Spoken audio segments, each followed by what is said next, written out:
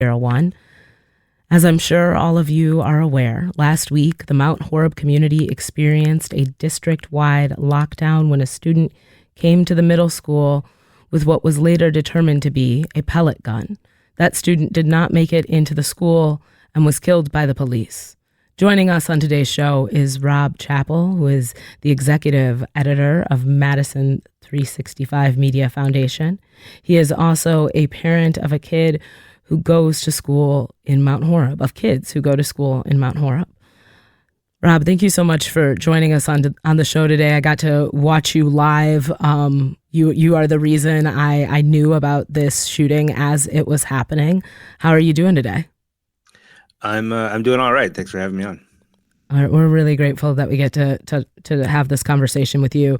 David Reedman is the founder and researcher with K-12 School Shooting Database. The K-12 SSDB includes detailed information about every school shooting to allow for comprehensive analysis of data. David, how are you doing today? I'm doing well, and unfortunately, this is another small community around the country where we have to have this same discussion that we've had for so many years. I think it's gotta be something that wears everybody out. And I think that this particular incident hits close to home. If you're in Madison or the surrounding areas, Rob, I can't imagine anything hitting closer to home than this happening at the school where your children attend. I think in the context of Madison, we often think of our suburban schools as safer. Our smaller schools, our smaller districts, our schools that have less diversity as some of our community's safest schools. Last week, that didn't seem to hold up. Can you talk a little bit about what it was like for you as a parent to arrive and realize that there was, the potential for an active shooter at your children's school? Yeah, sure. I will say that's been the assumption that every school shooting, in a smaller city like this or smaller village like Mount Horeb, in the aftermath is always, I didn't think it could happen here. And I'll be real honest that for the past, several months, it has been sort of present in my mind that it actually could happen here. And I've been making a point to when I drop the kids off at school to say, have a good day and I love you, because I know it could happen. It was and thankfully I was working at home. My job is flexible enough that I work at home like half the time. We have an office in Fitchburg. And I was working home that day and I got a text from my son. It said, "There's a gun at school." And I just texted back, "What?" And, thinking maybe that someone had found a gun in a backpack or something. And then he texted me shooting. And then he said, "Stay home. Don't come get me." And in all caps, "Stay home." He said, "I'm out, but stay home." And I said, of course I'm not going to stay home. So I got my shoes on, ran down halfway down the block, turned around, came back to get my little press credential thing because I knew I'd want to be close. And ran to the school. It took me about 2 minutes to get there. Then once I got there, I tied my shoes. And I could see the law enforcement there. And my son called me while I was on my way to school. Then my wife called me. And so he said he was at Riley's. I thought he was at like a friend named Riley. It turns out they were hiding in the back of the O'Reilly's auto parts store, which I didn't know until later. But he had apparently kind of gathered a group of 8 or 10 friends and gotten, they all kind of went across the park that's across from the school and down to that little shopping center there. So I knew that he was okay. And my wife said, "Just do your job." And said she knew that was going to keep me sane until I could reunite with him. So that's when I went on Instagram Live to just to kind of let folks know that this was happening. There were only about 2 police cars there when I got there. By the time I got there, they were already doing CPR on somebody I could see. I didn't know who it was. Turns out that was the young man who had the gun and who was killed by police. Lots more law enforcement arrived. Lots more ambulances arrived. EMTs were going into the school. They were taking gurneys into the school. So later when they said there was no further injuries, I just didn't believe that, because like I saw the EMTs taking gurneys into the school. I don't know why they were doing that if there were no other injuries, except that, perhaps they thought that there might be more injuries or something. I don't know. But I was outside the school kind of, gathering as much information as I could for maybe about an hour. And then my phone was going to die and there was nothing really happening. So I went home. My wife was kind of arriving at that point, and we went over to the bus garage, which is where the reunification point was, found my son, happy reunion. And then I went back and to just kind of gather more information and continue reporting. Keeping in mind also, this is not just, it was my kids that were there. My son was like, okay, let me back up. The young man who perpetrated this was an 8th grader. And I found out later, I talked to another friend of my son's who witnessed him. He approached the school, he banged on a window with the butt of a gun, and he was trying to break the window to get in. And it seems like he chose the right time when the 8th grade was at lunch. Like, the different grades do lunch at different times. And he came right when his grade was at lunch and was trying to break into where they were all gathered. And that's when people started running. My son got out of the school and then heard the shots. And what he probably heard was the police firing their weapons. So it was the 8th grade that was most affected. My daughter was in the school next door. She also heard the shots. They moved them to the public library and locked them down for like 7 hours. She spent 7 hours not knowing if he was okay or not, if my son was okay. But to all this, in addition to my kids just like being in it and being involved in it, this is my hometown. I grew up here. Like, I went to these schools. So I like the guys, the firefighters and the EMTs were jumping out of the trucks. Like, I knew them from high school, and the young man there's a handful of families in Mount Horeb that have been here like longer than we've been here 40 years. There are people who, there are 3 or 4 families who've been here for like 4, 5, 6 generations. And this kid was from one of those families. So like I went to school with his uncle and his mom was like 5 years younger than me in school. So Mount Horeb has become kind of a suburb, but it's still got this sort of like tight knit thing going on. And I'm a townie and I know all these people, and it hits me kind of hard from that perspective as well. I can't really imagine what this must have been like for you, or what it will continue to be like for you and the Mount Horeb community. I just want to let folks know that we did invite the superintendent to join us today, and he was not able to make it, but we'll be talking with Faye Parks, and that interview will air tonight at 6 p.m. on local news. So if you want to follow this story from that perspective, I encourage you all to tune in. Just a reminder to folks, you're listening to WORT 89.9 FM. I'm your host, Ali Muldrow. It's Wednesday. We're halfway through the week, and this is a public affair.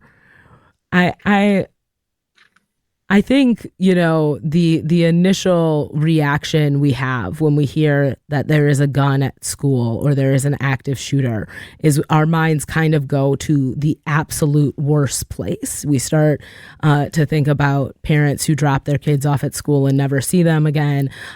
We think about things like Uvalde, Texas, and what it could mean for the police to have any kind of delay in their response. We think about the ongoing conversation around school safety in our community. It's impossible for me not to think about the role that the police played on this day, and the role that the police are playing in school safety across the nation. One of the things we've heard over and over again is that school shootings is a good reason to have SROs, or to have police in schools. Usually when people talk about police in schools, they're talking about the high school level. It's very rare that I've heard people say, we want to have police at the middle school level.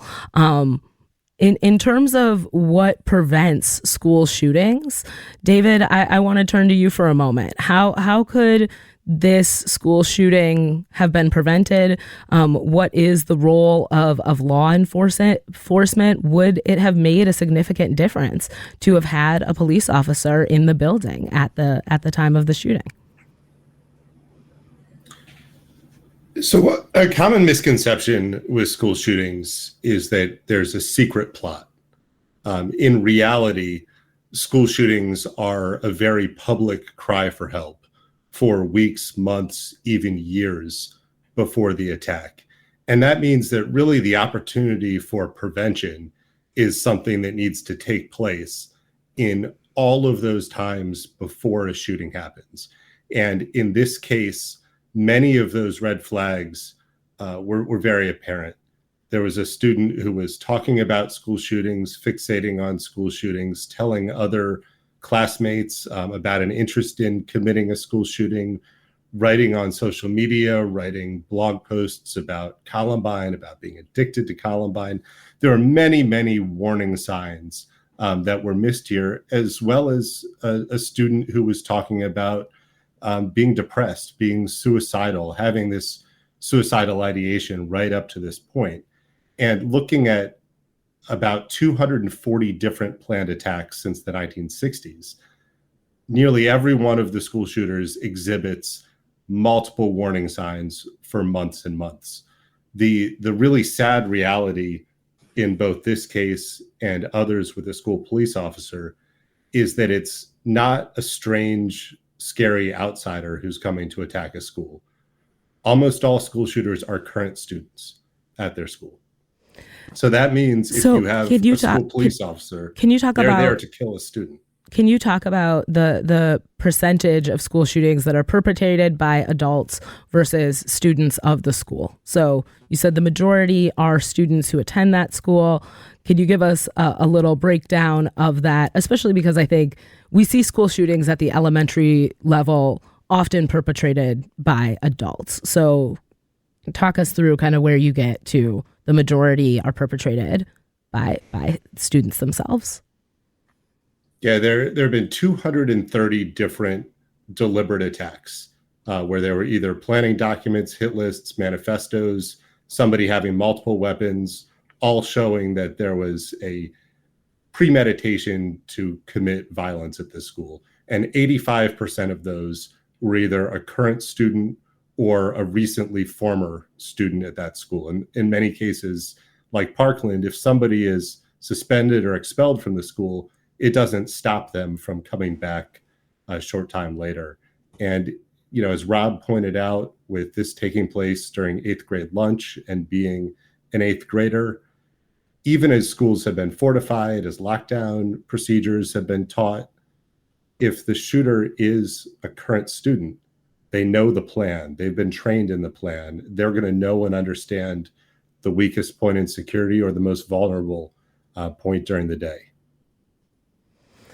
That's a pretty incredible way to think about this. And I think there's the overwhelming tragedy of the idea that this kid was signaling to adults and community for a long period of time that they needed help, and that they had some really concerning interests, and that they were really struggling with their mental health. Rob, I want to talk to you a little bit about the warning signs in a tight-knit community, in a community where people know each other well, where people care about each other.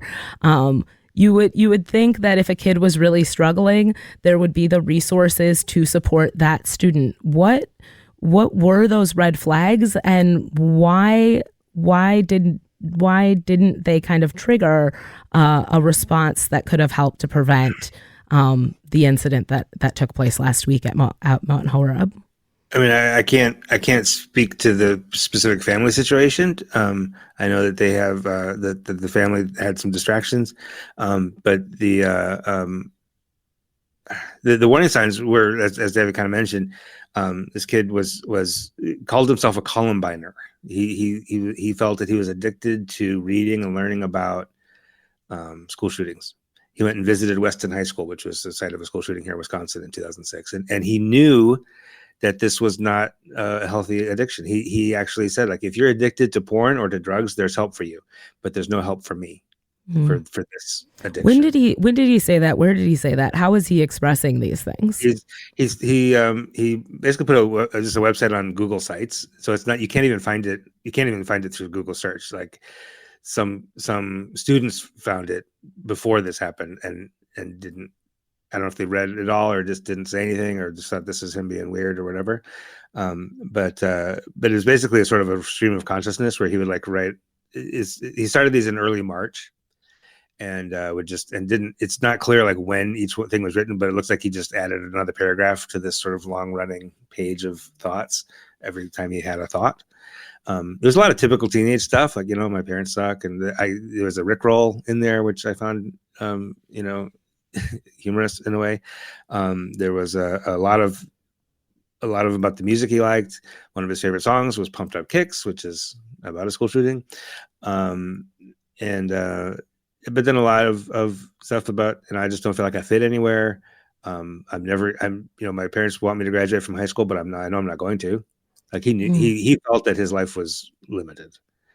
Now, in terms of how nobody knew this, it seems like I've heard other students say, I mean, my son knew him when they were younger, didn't really know him well in the last couple of years.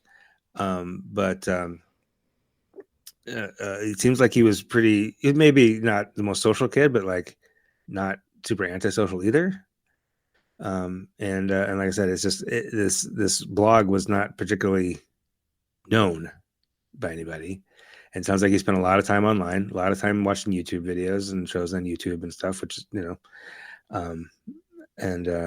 so it just seems like there wasn't a lot of communication with adults, and so I do know that the schools are pretty responsive here typically to concerns, but there's when nobody's ever aware of the concerns. And I'm not sure, and maybe David can help more with this, but I don't know, when and where the intervention could happen.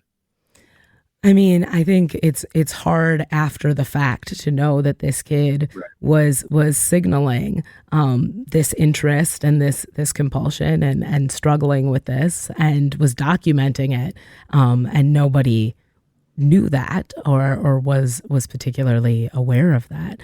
David, I want to ask you. You said 18 of the 25 worst school shootings are in small, rural, suburban communities. Is there a reason why school shootings are more likely to happen in suburban or rural communities or smaller communities? That's a significant percentage. More than half of the worst school shootings in the history of our country happened in small towns or suburban areas. I think that would surprise most people. Yeah, I think it speaks to the statement that you heard from parents in the immediate aftermath of this shooting that, how could something happen in a small community like this? And the unfortunate reality of it is that, communities of less than 25,000 people, the most recent planned attack before this was in Perry, Iowa, 40 miles outside of Des Moines, Uvalde, Texas, 15,000, Oxford Township in Michigan, where it was this student, the 15-year-old also, who kind of wrote extensively about his desire to commit violence, a lot of parallels to this. It's a small community of 22,000. Right after Parkland, 20 people were shot at Santa Fe High in Santa Fe, Texas. That's a community of 13,000. 3 weeks before Parkland, 20 students were shot in Benton County, Kentucky. That was at a high school by a student right before the school day started, when everybody was assembled in the front area. That's a town of 5,000. So it may speak to a couple things. One is that in large communities, post 9/11, there's been a tremendous amount of investment into information sharing between different law enforcement agencies, and things like online posts, even though they're focused on preventing terrorism, you might notice something that has a nexus to a school, and it's less likely that those tips are going to fall through the cracks and not be investigated. What we have not done a good job with is people are told to look for red flags. They're not really told either what those red flags are or exactly where to go or what to do with that information. After 9/11, there was see something, say something. Everybody knew the phone number and the app and the website, and every single report was investigated by multiple agencies. If you are worried about a school shooter, it may be completely unclear as to where you report that, and even if you do, whether that report ever gets checked or followed up on. We've just never created a system to prevent this information from falling through the cracks. Thank you so much for speaking to that, and speaking to that both generally and as it is specific to smaller communities. I've had some hesitancy today around calling this a shooting, around calling this student an active shooter, in part because this student was armed with a pellet gun. And there is some curiosity around how much damage a child can actually do with a pellet gun and whether or not it was necessary for law enforcement to kill a child wielding a pellet gun. Rob, can you talk to me a little bit about kind of the realization that took place around the capacity of the weapon itself? I was just talking about this with my wife and another one of the moms of an 8th grader last night, actually. You can't, that knowing that it was a pellet gun, it was a Ruger 177, which is not, it looks like a rifle, right? It's a rifle. It could, my understanding, I don't know guns really, but my understanding is it could harm someone. It could harm someone grievously if in the right circumstance, but it wasn't clearly like an AR-15 or anything like that. So we know that there was never significant danger. However, we can't go back and inform our past selves of that, right? So the trauma of that day remains real. For the kids and for us, and the kids are still kind of are still convinced that they were in real danger, and like my son is saying, like, well, it could still kill somebody, and he shot at the police, and it's not clear that he did, but they're still trying to justify their own fears, which is unfortunate. I just got really, really, really sad when I learned that. I got that alert from the Department of Justice on Saturday, along with everybody else, and it just made it clear after having read the whole blog and everything. It just made it. I was just so sad for his family that this was clearly that he didn't have access to a gun, because it's often how did the kid get a gun? Well, he didn't really, but it was clearly, and I think he would have known that a pellet gun wasn't going to do any damage, really. But he really wanted to scare some people, and he really wanted to die. And it's just as a dad of a kid that same age, it just felt really heavy. And that's why I decided I had to step away and not report on it anymore. No, I mean, Rob, this is something we have in common. I also have an 8th grade daughter, and middle school is not an easy time in a person's life. Watching all these young people struggle, kind of coming back from the pandemic and navigating puberty, and it's a really challenging moment for our young people. I can't help but wonder if the death of this student could have been prevented, if law enforcement had other options to neutralize the threat of this student beyond shooting this young person outside of their school. And obviously hindsight's 2020, and I don't envy law enforcement who had to show up and address that issue, not just in consideration of that one 14-year-old child, but the entire school community. David, how does this factor in to your research, your data? If a student wants to commit a massacre at their school, but doesn't actually have the equipment to do that, how do you all record that? Is this young person still considered an active shooter, despite the fact that they weren't equipped with a weapon that was capable of carrying out that kind of violence? This case kind of sits at the border between a lot of different information I collect, because none of it fits neatly into one set of boundaries. Because I record planned attacks at schools, systemic gun violence at schools, accidents, threats, averted shootings, guns found, stabbings, and then what that all adds up to is just this broader set of threats and circumstances that schools need to prepare for and law enforcement needs to respond to. And if we think about the last couple of years, how much emphasis has gone into active shooter training for police, needing to respond as quickly as possible, needing to kill that threat as soon as possible, that creates a really strong psychological and physiological response where those officers are in such a heightened state that there's not really a time or ability to perceive the difference between the air rifle or a real rifle in those couple seconds. And from years of different studies of the ways that police officers shoot or don't shoot or perceive non-guns as guns, it's just really an impossible situation once the student's there with that weapon. But I think this situation is really about, there's a lot of symbology with school shooters. There's this kind of lore that's been created around Columbine. There are 23 different attacks in the past 20 years that are direct references or copycats to Columbine. He talked about the power of visiting the site of another school shooting and how much that impacted him. So when he wanted to die that day, when he was suicidal, when he was depressed, when he decided this was his last day and he posted that, it wasn't even really about killing anyone at the school. It was about partaking in this fantasy, becoming part of this school shooter ideology and dying there at the school. And in many of these, the attacks could be so much worse, but it's more about taking part in the act than the actual outcome of it.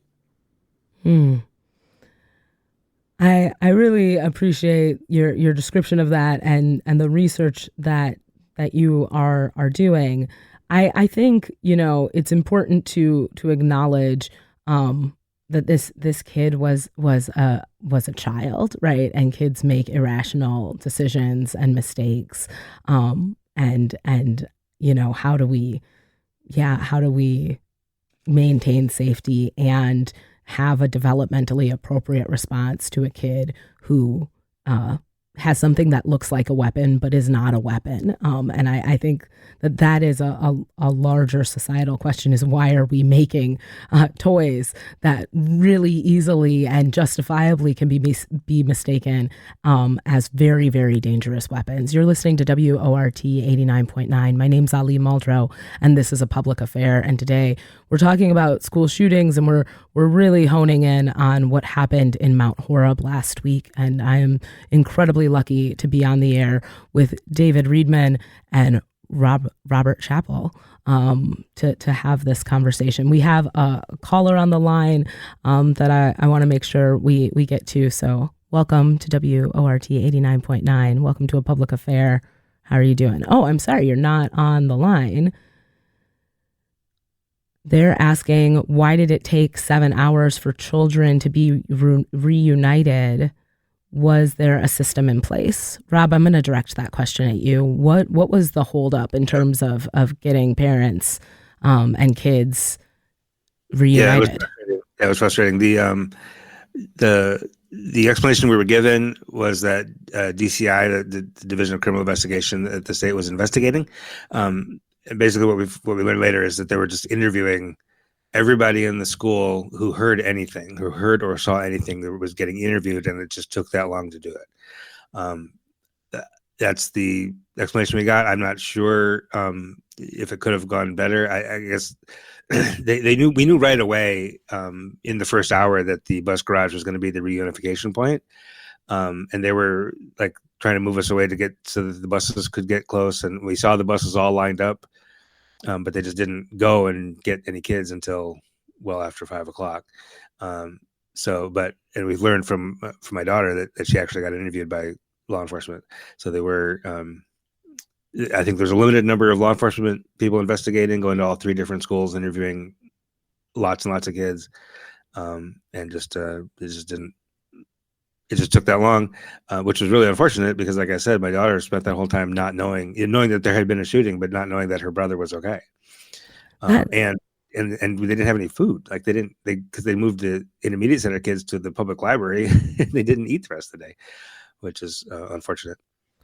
Yeah, I mean, I think that's true. I can't imagine what it would be like to spend an extended period of time wondering if your sibling is okay or has been shot at school. I think that probably created a pretty tremendously stressful situation for many, many children and many, many families. I want to talk a little bit about the ID of this student. Rob, you mentioned that this young person was a person of color. Do you think that changed law enforcement's approach? Do you think that changed the way that student was able to engage in the community? Do you think the fact that this student was a person of color in a majority white school district and in a majority white community contributed both to this young person's interest in perpetrating this kind of crime? Do you think it changed the way law enforcement responded? There are memes every single day about law enforcement's ability to handle white perpetrators of incredible violence with a lot of sensitivity and care, with a lot of mindfulness towards their safety. Do you think the fact that this young person was a person of color changed law enforcement's approach to intervening? I can't say that. I don't know that. I can't speculate on that. I think you had a 911 call saying there's somebody with a long gun walking toward the school. You have police responding within a minute. And you have them pointing what looks for all the world like a rifle at them. You and I share the same skepticism of police and law enforcement. I'm sure you know that, but I don't know that they clocked his identity at all. We should say he's Latino. But he was raised by his white family here in Mount Horeb. And I frankly did not know he was Latino until I learned that he had a Latino father. Because there's nothing in this blog that indicated anything about that. And I even asked my son, who's also my son is Latino also, and I said, "Did you know that he was Latino?" And he's like, "Well, he never talked about it, but I could see, I could see that he looked like me." So I'm, and knowing what my kids have gone through here, I think it certainly did inform his experience. It had to, but he didn't. But whether that contributed to this, it's really hard to say, but I think identity is important, and it's a core thing of who you are, and if you look different than everybody else, and you're in a family that you look frankly different than the rest of your own family, like that's gonna have an effect, I think. I think it's hard to imagine what it's like for law enforcement to show up to a situation like this and try to, respond appropriately, try to keep as many people safe as possible. David, I want to talk to you a little bit about reunification, and also a little bit about what you said around, the ability to report that you have some concerns or you're seeing some red flags in relationships to students who may perpetrate violence at school. When you're talking about kind of the systems that we need to address these kinds of tragedies that happen far too frequently, what should we be doing to improve things like reunification? What should we be doing to improve the reporting of red flags when we see them from students? In March, the Department of Justice published a 575-page PDF document, which is the report on the Uvalde school shooting with their findings and recommendations. And it has about 600 different findings and recommendations. And that report in itself kind of does a disservice by being such a large and inaccessible document. But it's also a roadmap for what every school needs to do. And in this case, it was so fortunate that no other students were injured or killed, because during drills, parents are told this is the reunification area where the students are going to go. Unfortunately, in Uvalde and in so many other shootings, it takes hours to get all the students back there. Parents spend the entire day. And as the number of parents dwindle down, eventually it comes to the very last set of parents. And in Uvalde, they were told over and over, there's one more bus coming. There's one more bus coming. There never was another bus coming. And ultimately, those parents were never reunited. So there's an expectation that parents are going to be reunited. Unfortunately, they're not in many cases. And so there are recommendations in the Uvalde report around different expectations, different terminology, the ways that things can be communicated, providing information to parents before it goes out on social media or before it goes out in press conferences. The parents waiting there at the reunification center in Uvalde weren't able to hear the press conferences. Their phones were dying at that point. So they actually had less information than everyone else in the world had at that point. So going through that report, it covers everything from pre-incident planning through aspects of the response to after the response, memorial sites, dealing with families, death notifications, ongoing services, counseling, and then also involving the community in the recovery. Fortunately for this community, only one person died. But it looks like a lot of the same problems that happened in Uvalde and happened in Oxford and other places would have happened here in Wisconsin too. And there's a 575-page roadmap that Department of Justice wrote that's the guide to avoid those problems. And every school should be thinking about, does our plan, do our procedures, do our personnel understand how to prevent these common pitfalls from happening? Thank you so much for speaking to that. I think so many people are looking for a solution after something like this happens, or looking for, how do we avoid this? Rob, we didn't avoid it. It did happen. Your kids were there. What do we need now? What does the community of Mount Horeb need? What are your children needing? What does it look like to go back to school this week after something like this has happened? Yeah, I think they need to have some autonomy to decide how much they want to talk about it. I think we kind of, my son since then has kind of wanted to talk about nothing else with me.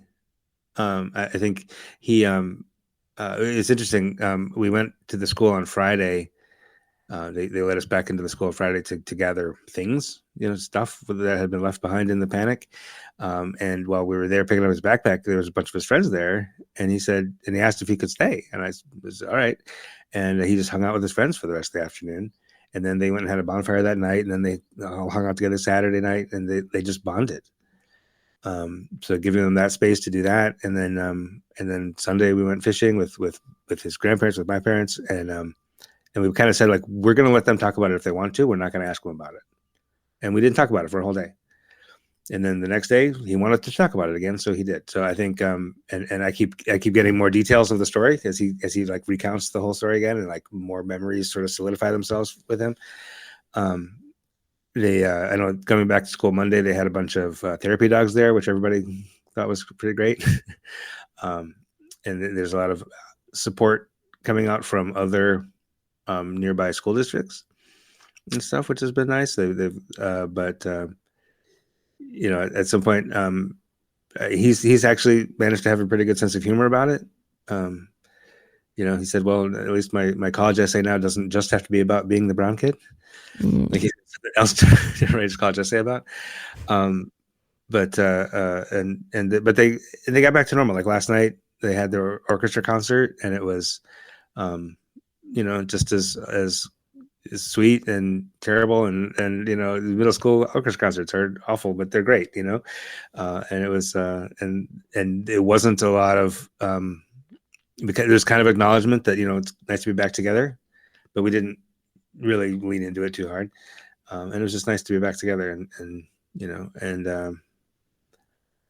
just acknowledging that I as whatever I felt about it is different than what he felt about it. So I don't need to live through him vicariously. Nobody has to try to express. I was far away, but I felt fear for you, and just let them have their own fears and their own trauma and their own recovery from it. We are going to have him talk to a therapist just to kind of touch base, and I think that's going to be good. But I think kind of getting back to normal, especially since, as David mentioned, there wasn't any further casualties or damage. Like, as it turns out, it there's just the one fatality, which is deeply unfortunate. But there's not a lot more to recover from. So he lost a classmate. He had a really traumatic experience, but there's not more to recover from. So we're just going to let him kind of do that at his own pace. I so deeply appreciate that. And I think, losing a classmate is something that, as much as we all hate that is a reality of education. Sometimes you lose a classmate to cancer. Sometimes you lose a classmate to, prolonged incident or accident or, so forth. I think it's a really rare thing that one of your fellow 8th graders is shot outside your school by the police. I think that is a pretty tremendously tragic and traumatizing incident. And I think it's also complicated to talk about how young people grieve in a moment like that. How do you grieve for this student who, to some extent came to school that day hoping to harm you? I think is really complicated. David, I want to talk to you a little bit about what it looks like for communities to recover from these sorts of incidents. In your research, do you look at kind of what are the long-term consequences of students being exposed to this kind of violence? It's really different across the country and different incidents in different types of communities. For example, last year there were almost 350 different shootings at schools. And most of those were in the most disadvantaged schools in the country with the most vulnerable students. And the majority were fights in the hallway or fights at dismissal that escalate, and somebody's carrying a gun and it turns into a shooting. And oftentimes it's a bystander student who's the one who ends up getting struck. And in those cases, there's no support dogs there the next day. There's no GoFundMe for any of the victims. It's just things continue, or in some cases they don't. At some of those schools, there was a student who was killed on the front steps of a school in Pittsburgh last year, and they closed the school for the rest of the year because the staff said, we're not safe here. So that's 2 months of one of the most disadvantaged schools in Pittsburgh where those kids just don't have school anymore. So there are really disadvantaged students who are disproportionately impacted. And then 2 or 3 times a year, there's one of these planned attacks. And unfortunately, there's a direct correlation with the number of victims and the amount of media attention, the amount of external support that comes into that community, and the amount of financial support that goes to the victims. So in these isolated incidents, you're unfortunately really on your own to deal with them. I think there's kind of this insensitivity to school shootings because they've been so normalized, because there's an average of one per month, because if you per day, one per day. Okay, I've heard different numbers about that. I think it's specific to what you're qualifying as a school shooting. But I think, we don't seem as shocked as we were 10 years ago. We don't seem as upset as we were, when I was in middle school, when Columbine happened. And at that time, I felt like I had never seen anything like that before. And since then, I feel like I've seen Columbine over and over and over again. Rob, do you feel like there's a lack of kind of how serious this was or could have been because the only person killed was the child who brought the pellet gun to school? Yeah, I think there's been kind of I haven't heard this specifically myself, but I know others um, have been just talking around town, and it's just sort of nobody's being dismissive, but it's sort of like, um, boy, it could have. Well, we knew it could have been worse, regardless. But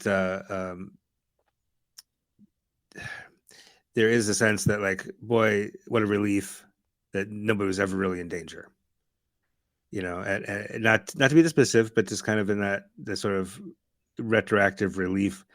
But again, uh, you can't go back and convince your past self of that. I can't go back and remember being outside the school a week ago today and convince myself in that moment that everything's fine and there was never really any danger. It is a profound relief, as Dave mentioned, that that it wasn't worse, that we didn't have a number of deaths, and I will say, as I was reporting, and I kind of went away and then came back, and by the time I got back, there was a pretty substantial group of parents or people, I assume many of them were parents, gathered outside the school as close as they would let us get, and they were absolutely distraught, and I knew that some of them were going to get really, really the worst news ever later that day. Thankfully, that didn't happen. But in that moment, I was looking around and thinking, like, which of these parents' life is going to change forever today? And they were upset. They were crying. They were hugging each other. And you can't undo any of those emotions, any of that trauma. I mean, that's trauma. Like that living through those emotions is traumatic. I think the fact that we live in constant fear of school shootings, I think the fact that you said, I think about this before I drop my kids off at school, I think that's part of the collective trauma that we have come to normalize in our society. And I think it's easy to forget that there are countries all over the world that do not have this problem, when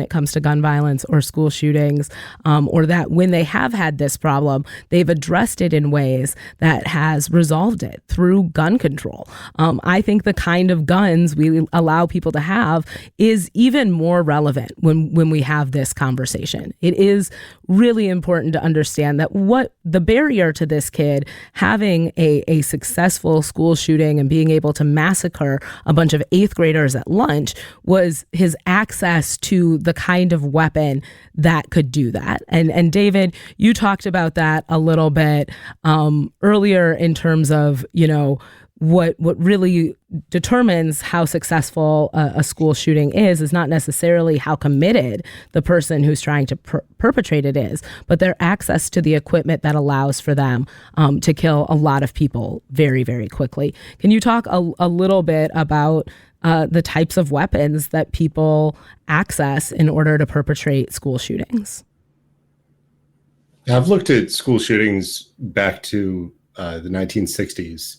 And there's been a shift over the years where across that whole period, the most common weapon that's fired in a school is a handgun, oftentimes because teenagers habitually carry them and then they fire during a fight, but also planned attacks because a handgun is something that's easy to conceal and sneak into the building. But throughout the 70s, 80s, 90s, it was mostly shotguns and bolt-action rifles. And the Columbine shooters are famous for the sawed-off shotgun. The year before that, there were 2 students in Jonesboro, Arkansas, a very small community, middle school also. They were 11 and 13 years old. And they stole a number of guns from their invalid elderly grandmother's house, drove to the school, staged them in the bushes, and then they pulled the fire alarm. And when the students came out, they were firing at them from the tree line. With the guns. But where things really changed was, around Sandy Hook, when all of a sudden semi-automatic rifles just became really prevalent in every type of community and very accessible and really inexpensive. And what that changed is that, well, the frequency of the attacks hasn't really changed. They started becoming more deadly with more victims. And having a weapon that not only is a really deadly round, but can be quickly cleared and reloaded, just kind of changed the landscape of the way that these attacks have gone. And that's where, this shooting, it was luck. The system didn't prevent it. None of the warning signs were identified. None of the measures that have been put in place to prevent a school shooting stop this. The only reason students, weren't killed that day is because he couldn't get his hands on a conventional firearm. And luck is not something to base children's safety and put their lives on. And we need better systems so that people can take action. It's clear that lots of people had the information needed to prevent this attack. There were either people who didn't listen, or there wasn't a method to collect that information.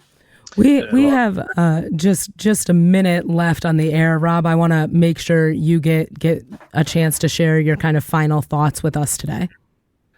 I will say, just to follow up on what David said, that